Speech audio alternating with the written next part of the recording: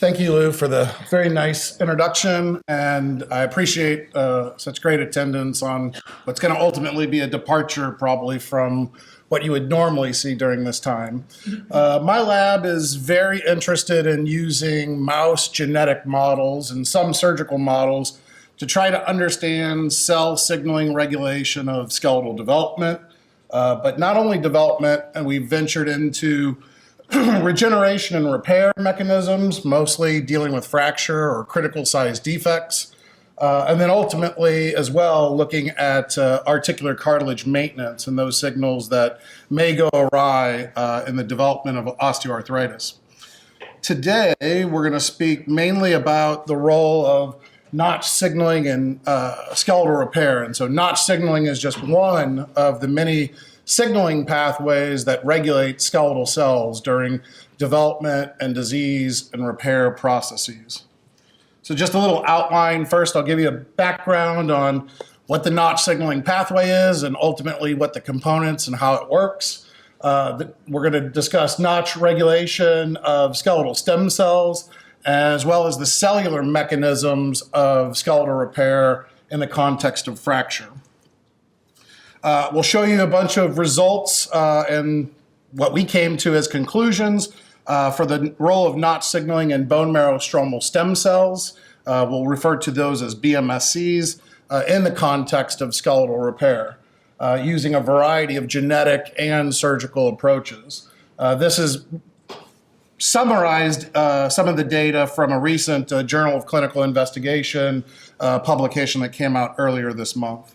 And we'll discuss as well these implications and what the potential uses of BMSCs, as well as the role and what we can do with our knowledge of notch signaling in these cells and how it could apply to clinical orthopedics.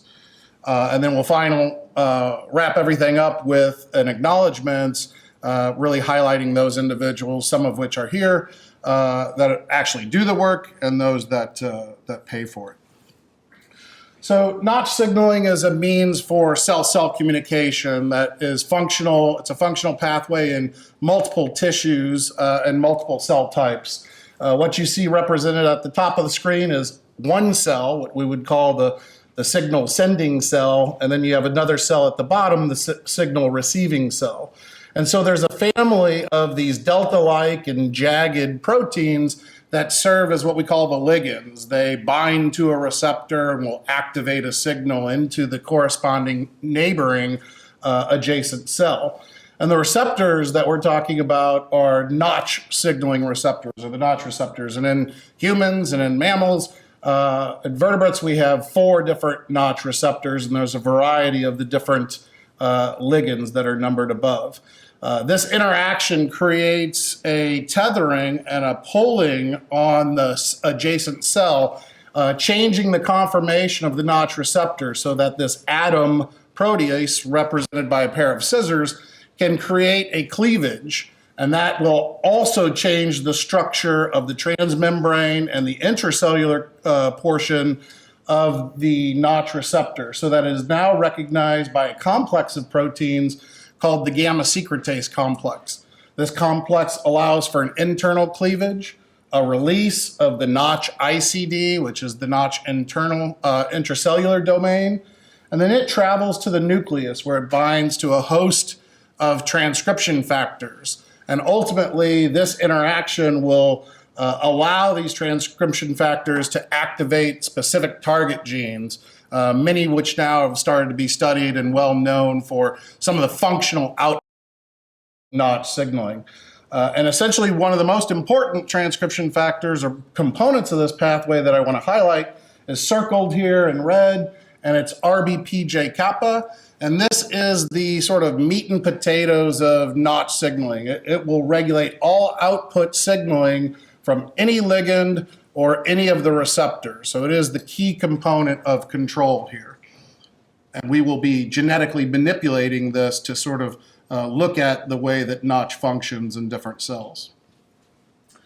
So whether it's during development or whether it's during repair, the skeleton is essentially generated or regenerated through a common progenitor, which is called either mesenchymal progenitor cell, or possibly a skeletal stem cell. Some will refer to it as a mesenchymal stem cell or an MSC. And this population of cells, these primitive cells, will differentiate and they will mature as they become specified cell types. But ultimately, in the end, have to make a decision on what type of cell, and in this case, what type of skeletal cell is this stem cell going to become. And it can either become an osteoblast or a bone-forming cell across the top, or it can make fate changes to go into the chondrocyte lineage or the cartilage cell to give rise to either the growth plate cartilage or the articular cartilage. During this stepwise process, there's lots of genes and proteins that regulate each small step and in this lineage allocation or change in fate. Now, we, as well as some others, have published a great number of papers, and this is just a small fragment of some of those papers that have really used a lot of different genetic tools to manipulate notch signaling in particular through either loss of function, deletion of specific components of the notch pathway, or gain of function where we can overexpress or activate specific components of the notch pathway at each individual spot along this axis of what we call differentiation. And we do this through a genetic technology called Cre-LoxP technology. Not going to get overly complicated, involved into the details, but just suffice it to say that we have means of activating or deleting pieces of this pathway through special mouse genetic recombination techniques at each individual spot within cell differentiation. And by doing such, we have learned that one of the major roles of the notch signaling pathway is to work in this progenitor stem cell population, such that it blocks differentiation when notch signaling is active, and it maintains the stem cell population. And that if you take notch signaling away, it's essentially taking the brake off of the stem cells and now allowing them to differentiate down their osteoblast or bone-forming lineage or down the cartilage lineage. And so one of the just proof of concept of some of the data that we've generated in the past, us and another group, a prior group that I belong to, we used a genetic technique, and don't worry about the acronyms here, to look at a deletion of the RBP kappa gene, which is that central component of notch signaling, and we can delete that in that skeletal stem cell population. And the resulting effect here, as you can see from the histology, which is longitudinal sections through the tibia of a 2-month-old mouse, and at the bottom we see alizarin red staining, and I think you can appreciate the difference between especially the marrow space of the tibia on the left, which is the wild type or the normal control, as that on the right, which is the notch defective in stem cells. And there's a massive accumulation of trabecular bone, and there's changes in the growth plate as well. And so it essentially represents the relief of that repression off the stem cells and allowing those cells to differentiate and form bone cells that are forming lots and lots of bone. The other thing that I would like you to appreciate is that if you can see on this picture, in that particular notch mutant mouse, it's actually the cortical bone that doesn't change that much. It's really the trabecular bone that changes, and that will become important later. Here is a micro CT analysis just of the bone that's under the growth plate in the trabecular space. So you can see that there's significantly more mineralized content and bone apposition in the notch defective stem cell mouse. One of the many reasons why we know that it was a defective in stem cell and that we took the brake off of that stem cell population, allowed those cells to differentiate, is because this mouse lost its stem cell population. So the notch signal is essentially an important component of maintaining that population over time throughout adulthood. And this is represented here by an assay that we call the CFUF, or the Colony Forming Unit Fibroblast Assay. Essentially, it's a flush of the marrow, a plating of the cells, and based on special techniques with adherence, we can capture what represents a proportion of the stem cells that are housed in that marrow, these mesenchymal stem cells or bone marrow stromal stem cells. And I think you can appreciate these individual cells. What happens, we plate these in low density, individual cells will land on the plate, and over time, that single cell, without influence from other neighboring cells, because they're very few and far between, those cells will self-renew and proliferate. And then if you take these clusters of cells, you can transplant them, and those cells, a proportion of them, by themselves can recreate what we call a bone organ. And so if you look at the PRB or the notch defective mouse compared to the wild type mouse, I think the staining shows within a culture dish that there's significant fewer of these colonies and actually almost absent to some degree. And this is a frequency based on millions of cells that are isolated from the bone marrow. So it's not simply just a less marrow equals less stem cells. This is a proportionality. So it's important that we sort of understand development. We learn these cues from normal skeletal development because we often think of, and most people think of, skeletal repair or fracture repair as the same types of cellular and molecular processes to drive that repair and regeneration process that we see during development. Such that, and this is in mouse timelines, that we can go from initiation of fracture on the left at day 0 to 3, I believe it's shown, out to about day 21 to 35, and we normally go to about 28, so about 1 month. You can go from immediate fracture to complete union of bone and healing. And it goes through specific phases that follow normal developmental patterns.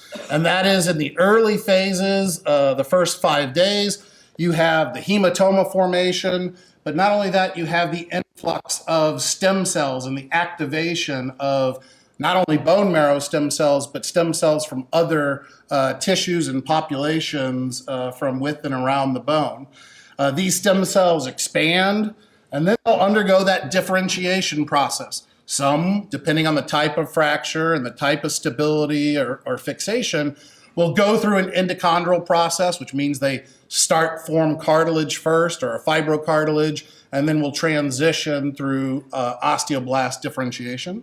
And sometimes in a very rigid fixation mode, they'll go through much more of what we call an intramembranous bone formation, which is more going from that stem cell to a committed osteoblast and direct bone formation.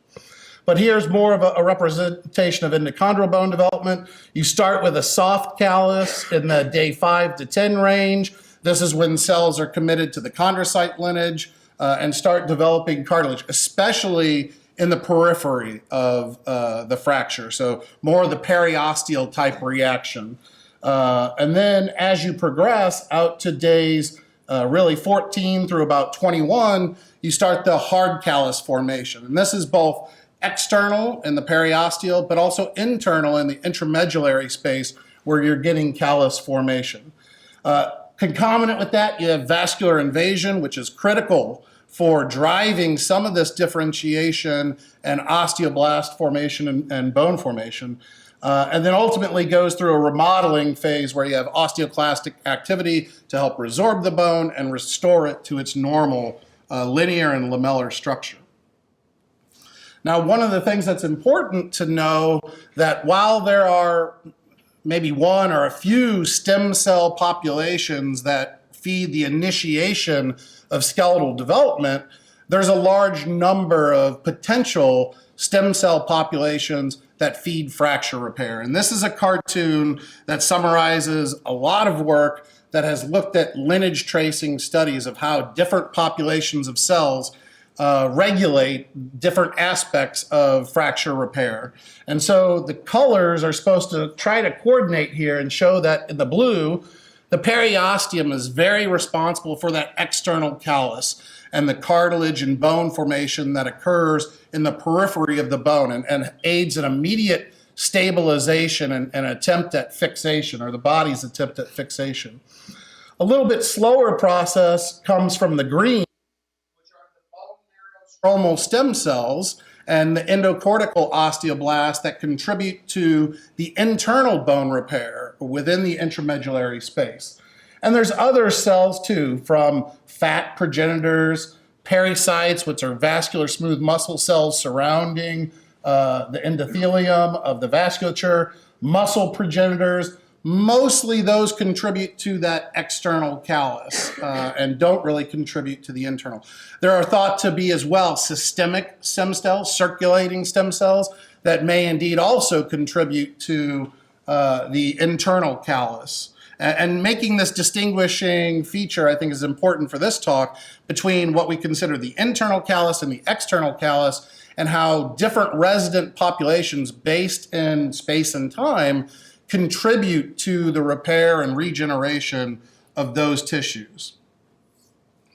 Now, one aspect that we thought was interesting from the clinical literature is that looking at the CFUFs, or the estimation of the bone marrow stromal stem cell populations, from fracture patients that either went on to union or those that didn't go on to union or went on to form a non-union or a delayed union, there's been notations, at least anecdotal evidence, of differences, such that those that had non-unions ended up with fewer numbers of these colony-forming units, or fewer numbers of bone marrow stromal stem cells, as well as their density, so the number of colonies that form on the plate, the number of cells within each of those colonies, and then just in generally colony size, as these colonies can be a bit heterogeneous in the types of cells that are found within each of those colonies or clusters.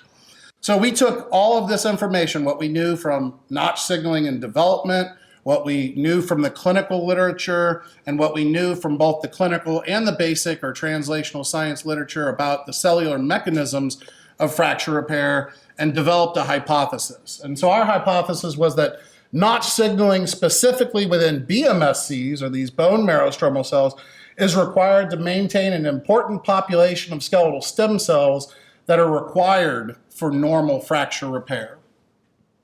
And so in the literature, it's been well known now that the periosteum is really an important aspect of fracture repair. It's really been looked at as potentially one of the only required components, cellular components, of fracture repair.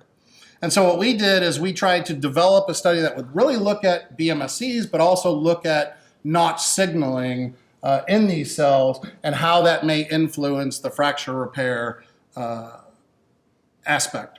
And so we developed a fracture study where we fracture the animals down here at the bottom and the mice at day 0, and then we harvest tissue at different time points throughout the fracture repair process and assess those through X-ray, micro-CT, biomechanical testing, as well as histology and immunohistochemistry to try to get an understanding of some of the underlying cellular constituents. So we use this mouse, and don't worry about the nomenclature, but the sort of last point here, the PRX1 Cre RBPJ kappa, that is notch defective in skeletal stem cells. That's all you have to really concern yourself with there. And how does that affect fracture repair? Now, the one thing to remember about this technology that we use is when we delete a gene or activate a gene using this Cre in stem cells, that is a permanent genetic change. So as those cells become osteoblasts or become chondrocytes, that change is maintained and that defect is maintained in those more committed cells as well. So this is a stem cell change, but a stem cell change that is then carried forward into more differentiated cells. And this second point really is the fact that we have another tool that we can really verify that and show which cells are exactly marked and targeted by this technology and where they're at in the context of fracture and what these stem cells go on to become during the fracture repair process. And then the very first point up top that I want to make is a bit more of a default. It's not something you would do with your patients, but it's something Aya Cook has allowed us to do with these animals, and that is to fracture them and do nothing to stabilize that fracture. It's essentially a non-stabilized fracture. And the reason we had to do this initially is because, if you remember, this particular mutant has that massive amount of bone in the intramedullary space. And the normal way that we would do fixations is simply by adding a pin through the intramedullary space, and that pin would then serve as a stabilizing force, at least some aspects. Not exactly rigid, but it is a stabilizing force. Here we couldn't insert the pins because of all that bone, and so we opted to look at non-stabilized fractures. We will look at stabilized fractures in later aspects of the talk. So here is what we call some of the lineage tracing. And so what you'll see is red cells, white space, which is mostly some of the bone and cartilage. These are higher, everything from low mag to high mag images of the fractured callus, both the external callus as well as the internal callus. And of course, I think you can tell from some of the cortices of the bone that they're at an angle like this, which would not be considered a normal angle of repair, but that's what happens whenever you have a non-stabilized fracture. But what you can see is that when we target the stem cell population in 14 days into the fracture, when we're well into the cartilage and bone repair phase, much of the internal and external callus, all osteoblast, shown here in the periosteum and the osteocytes and the yellow boxes. In the green boxes, might be hard to see on your screen, but there are floating MSCs or targeted cells that are within the marrow space.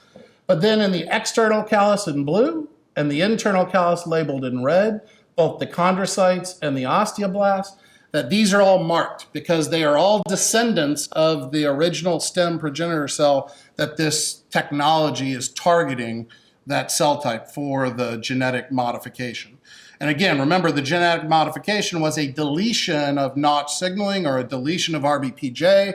And when you isolate bone marrow stem cells and osteoblasts from these are just simply Western blots. RBPJ kappa is present in the wild type, but it is absent in the mutant cells.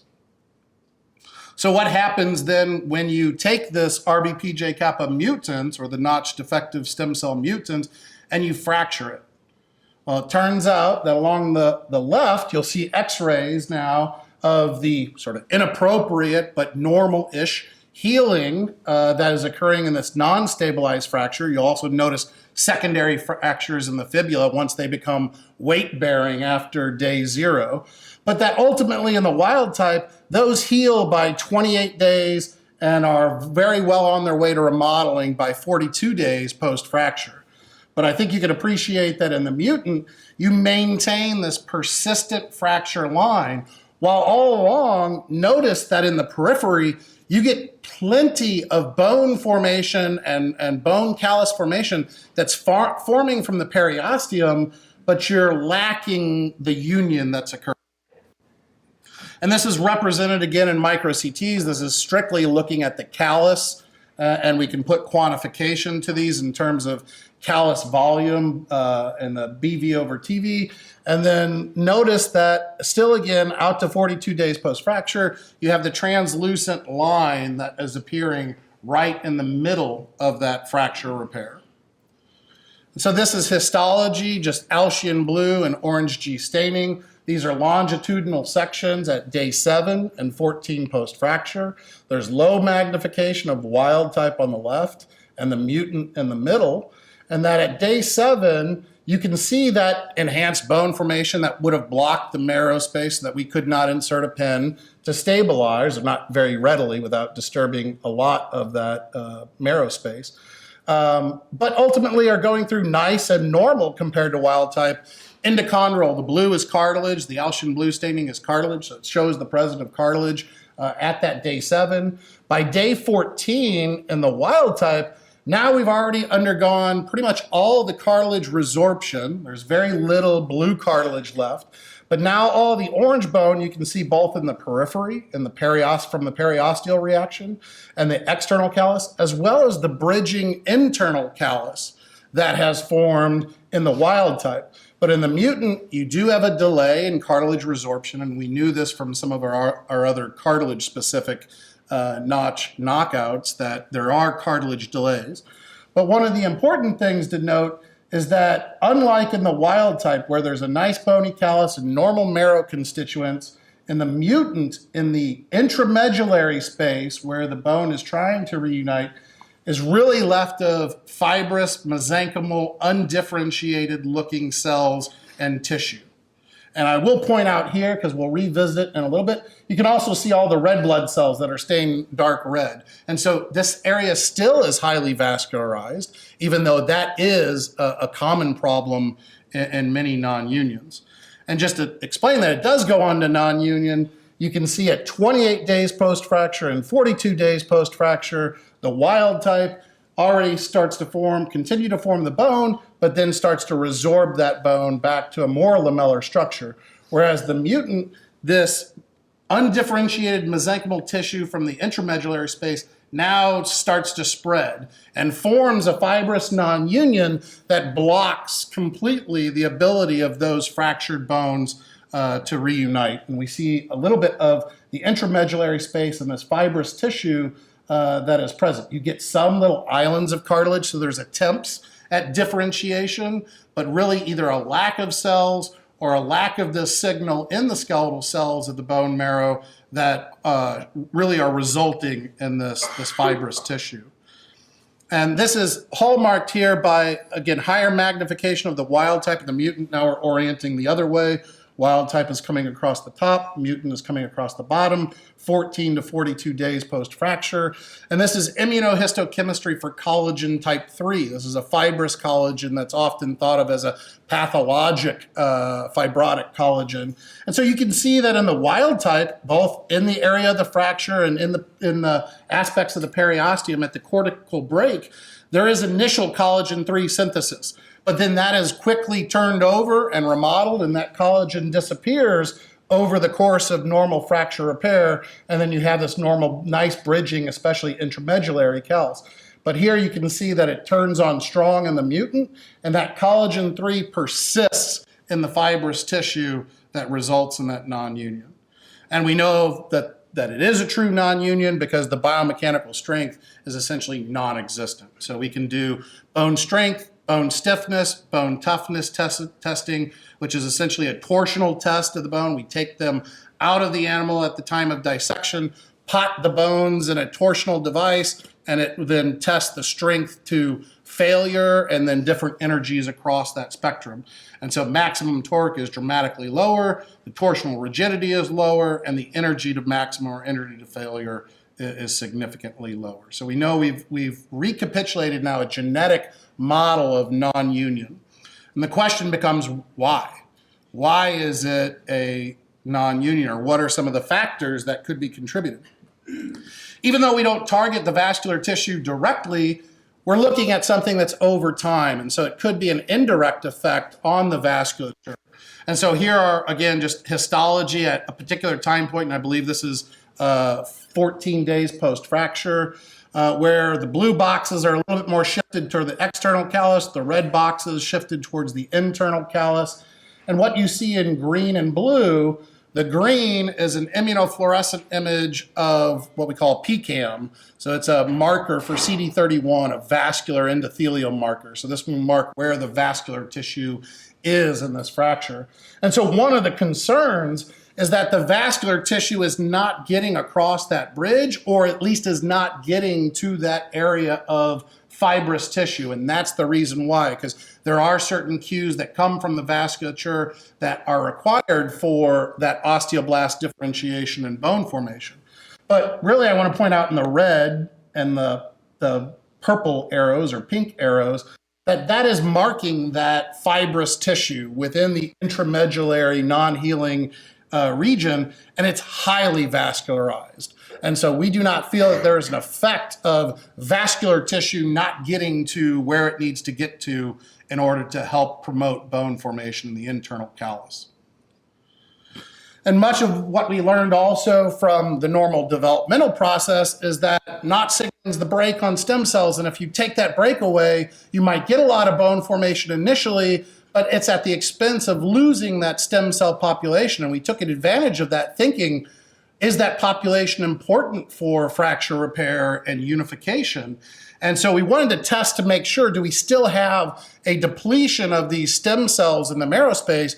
Because as I showed you on one of the cartoons, stem cells can come from the circulation, they can come from a variety of other places that may help in driving that bone repair. And even in a fracture, which goes on to not heal, we can isolate the bone marrow from those fractured animals and from the wild type animals.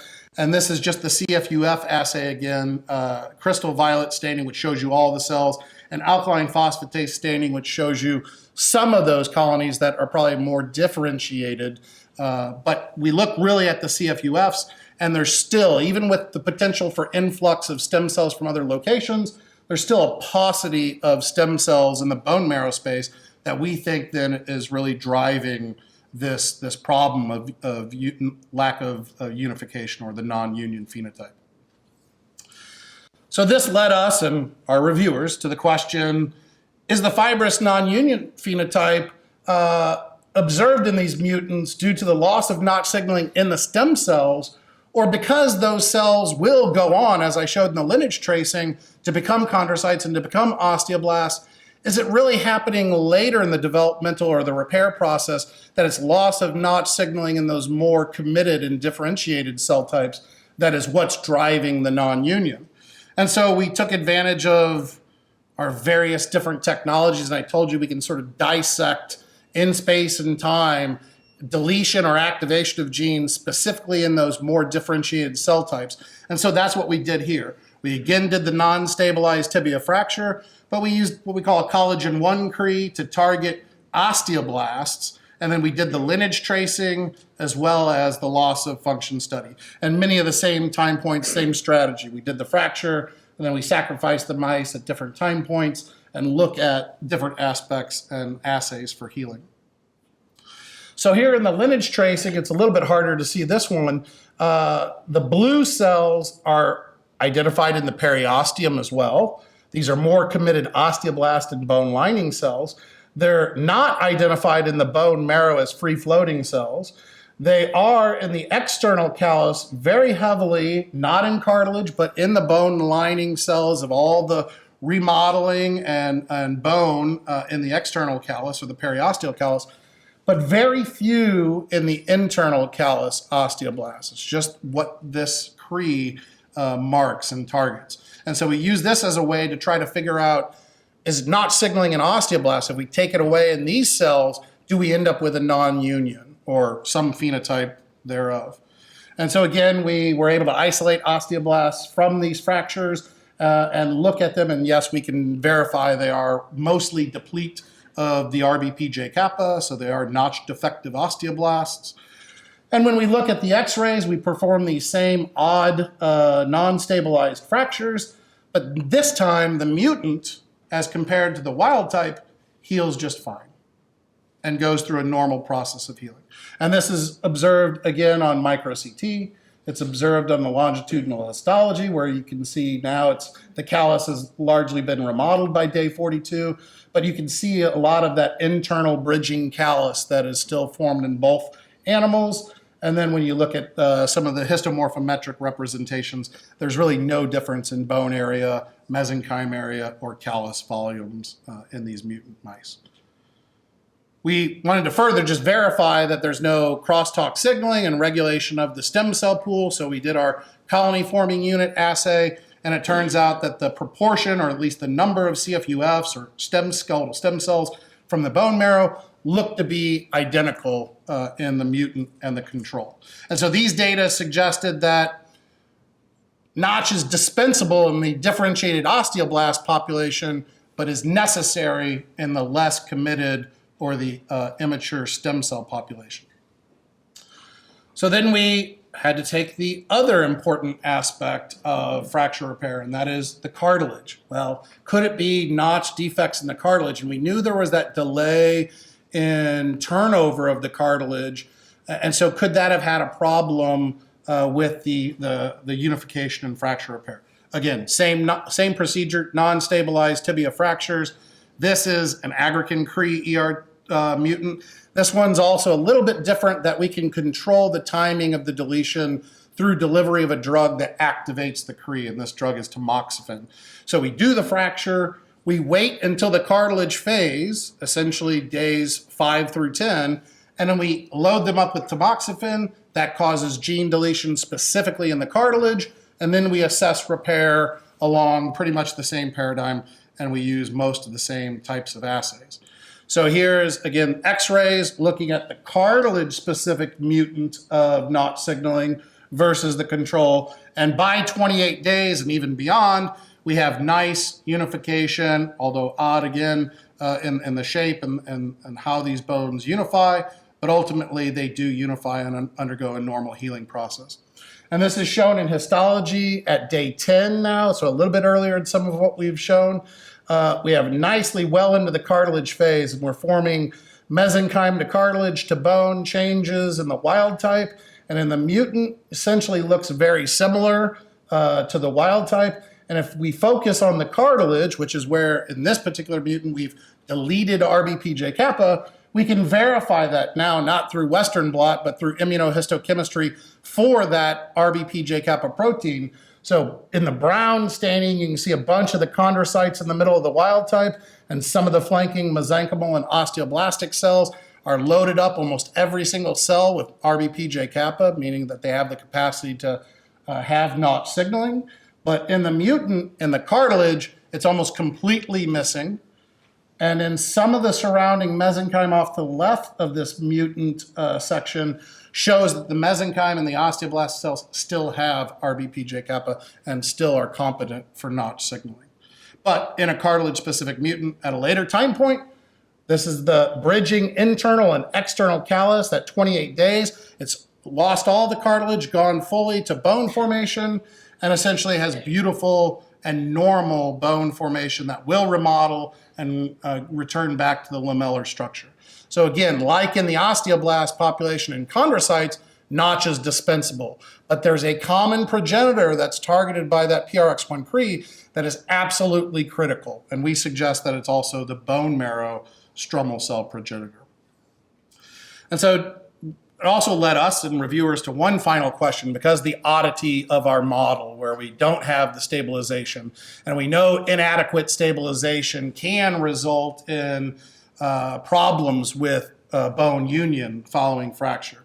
That is this phenotype produced by loss of NOTCH signaling? Does that require instability at the fracture or the osteotomy site? And so here we actually now have transformed our model to go to the femur. We wanted to see also, is this bone dependent? We moved it to the femur, and now we've created a rigidly fixed model where we take very small plates and very small screws, and we bridge the gap of the fracture that's generated or the osteotomy that's generated and reunite that through internal fixation. And you can see that in the wild type very quickly that this animal forms unifying bone. But also notice there's very little periosteal reaction, because the less movement, the less periosteal reaction there is. And the more these animals and humans in general draw on intramembranous bone formation and draw on the bone marrow stem cell population.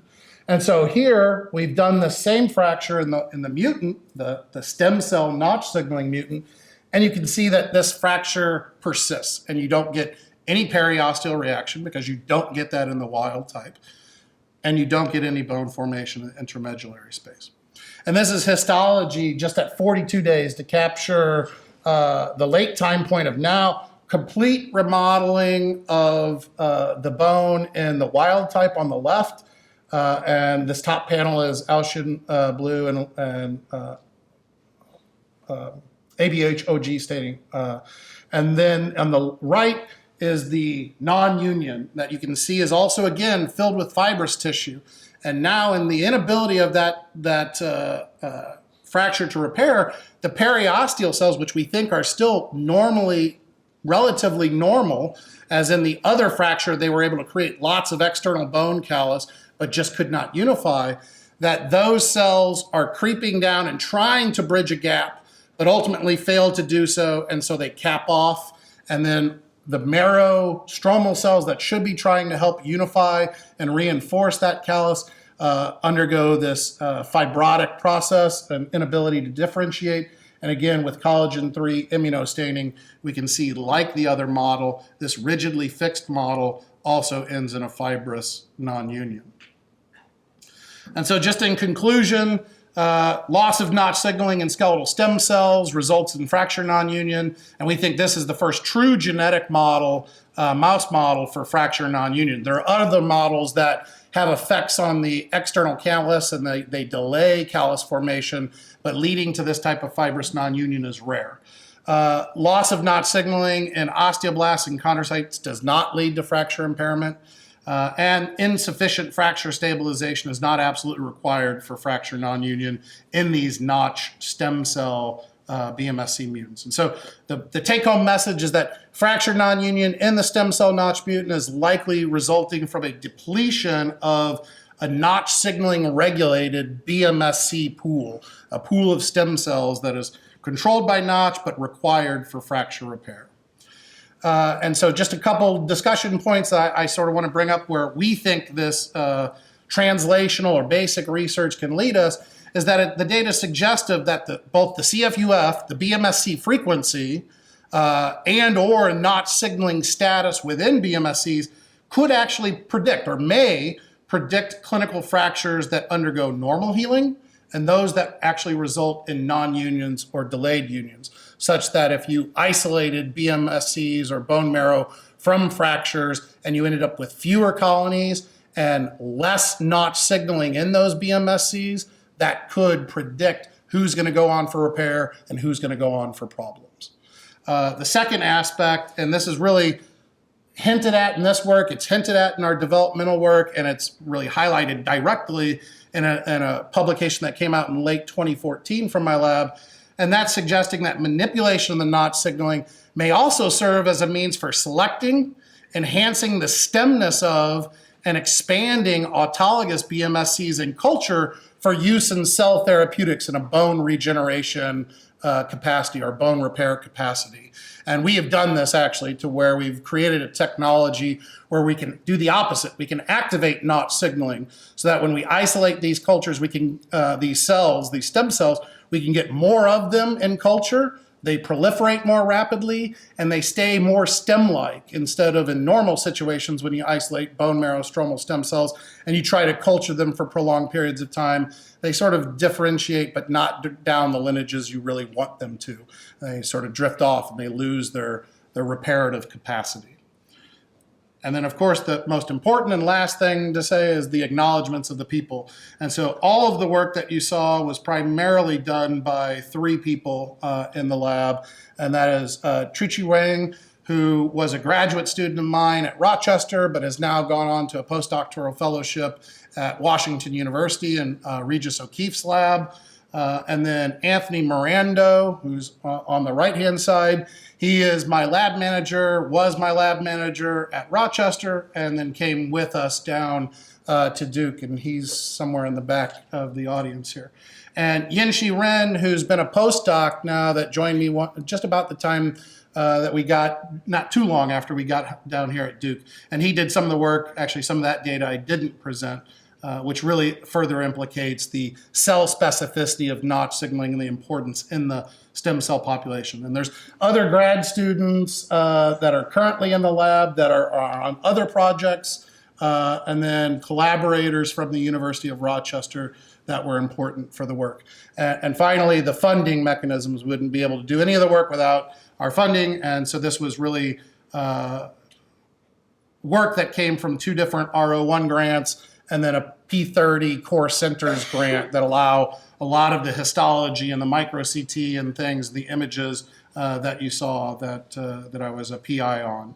And then for any residents who are any way interested in translational or basic science in the future, then you can surely see me either on the departmental website or at thehiltonlab.com, and it describes some of the different things that we do in the lab. And I'll open it up to questions.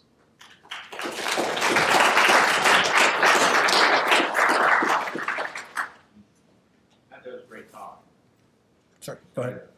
But one of the questions I have for you is, in your initial clinical work around non-unions, were you able to get samples from the periosteal non-union and the central stem, the central non-union to look at differential expression clinically? So we haven't done any of the clinical work. This is right now is finishing the basic translational work and talking about what we would consider to propose as a clinical project. So surely happy to work with anybody if there are samples that we could obtain and really move forward to actually prove whether or not this is predictive. There's a variety of techniques that we can do, and there's surely a variety of cell populations that we can look at from the bone marrow as well as to the periosteum. Matt, thanks for such a great, clear summary of all your work. Thanks. I wanted to get you to elaborate on something in some of your last 4 or 5 slides. So when the residents learn about bone healing, and clinically they learn about primary intramembranous bone healing versus secondary bone healing, which is primarily endochondral. And one of the things they're asked to learn is what amount of strain is associated with primary versus secondary bone healing.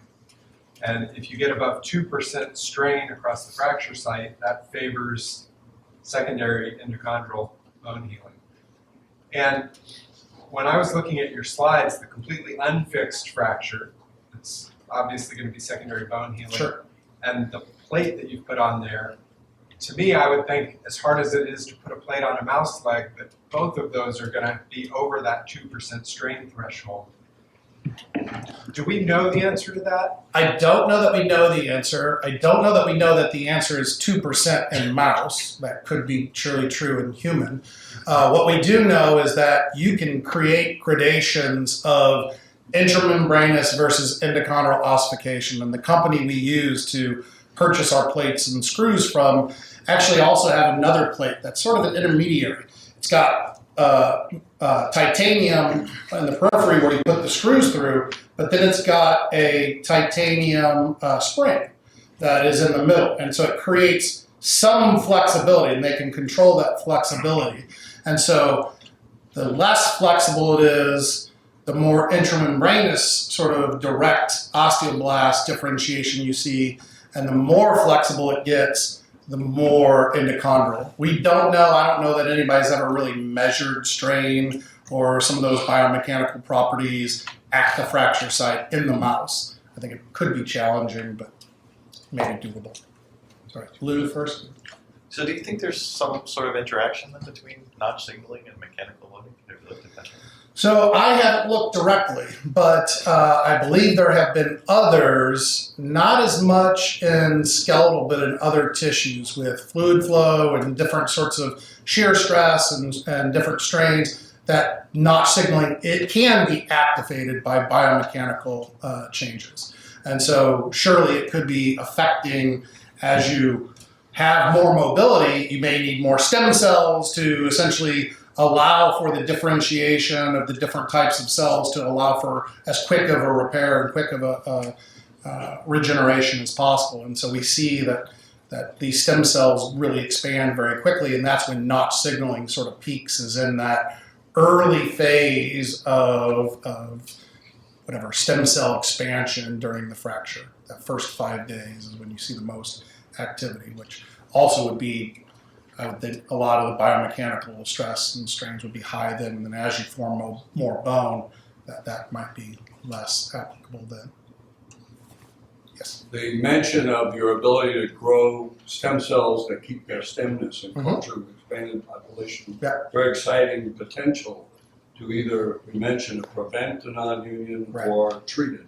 So have you tried in the mice, creating a non-union and then growing the stem cells and either introducing them early before the non-union occurs, or wait till you have an established non-union and treat it? So that's exactly what we're doing right now. And so we're trying to take wild type of bone marrow stromal cells that we isolate. The trick is getting them in the place and time that you need them and having the right number. So we're going to do a little comparison of sort of normal BMSCs that are cultured, which we think are not going to be most effective because by the time you get enough number of cells, they've sort of lost their stemness a bit. And so then there's questions about how many cells do you need to transplant and what's the carrier need to be? Does it need to be simply a collagen sponge, or do we need to 3D print and fabricate a scaffold that has hydroxyapatite and calcium triphosphate to sort of drive that differentiation in bone formation. So we are going to do these experiments, and we're going to look at the normal population of BMSCs after culturing, as well as our technology of activating Notch signaling that we think creates a better, superior population, and then transplanting those cells and seeing if we can repair, mainly in the context of that rigid fixation. It would be very difficult to keep the cells in the right place at the right time during healing in a very non-rigid, non-fixed environment.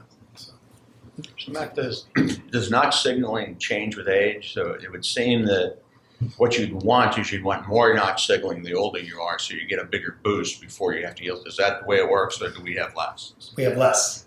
And this goes along, we think, with aging. And this has been shown not as cleanly, I think, in the skeletal stem cells, but definitely in muscle stem cells and satellite cells, PAX7 positive cells, that as animals and humans age, not only does that pool of stem cells decrease, Notch signaling in those, which we would argue then is what's keeping that stem cell population. So if there's ways of activating, and again, it's another avenue of research in the lab that we would love to look at, activators of Notch signaling. It's not something that is commonly done due to all the concerns about Notch signaling is also highly elevated in numerous cancers. Which is why most people are going after Notch inhibitors versus activators. And so we would like to see potential ways of taking a Notch activator and can you sort of in vivo maintain and expand your own endogenous pool of stem cells as you age,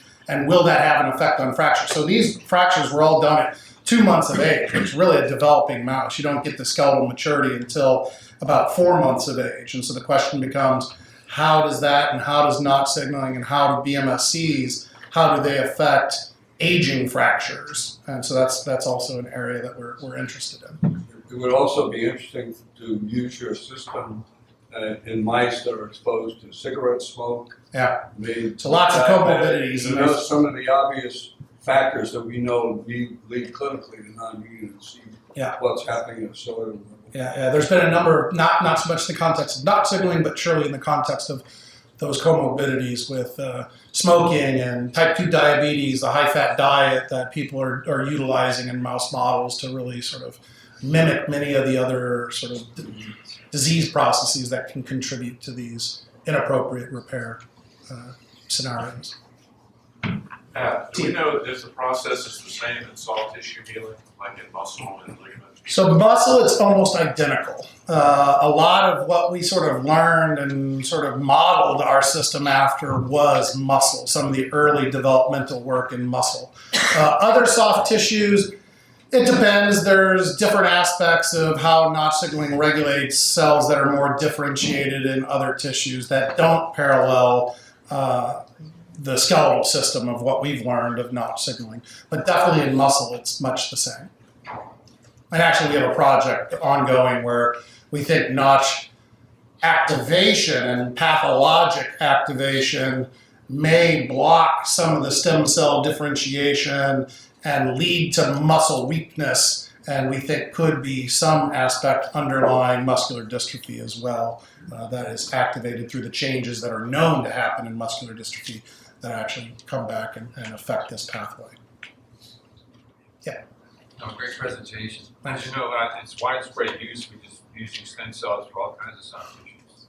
You just take them, inject them without any manipulation is allowed by the FDA, but at this time you can't manipulate the cells.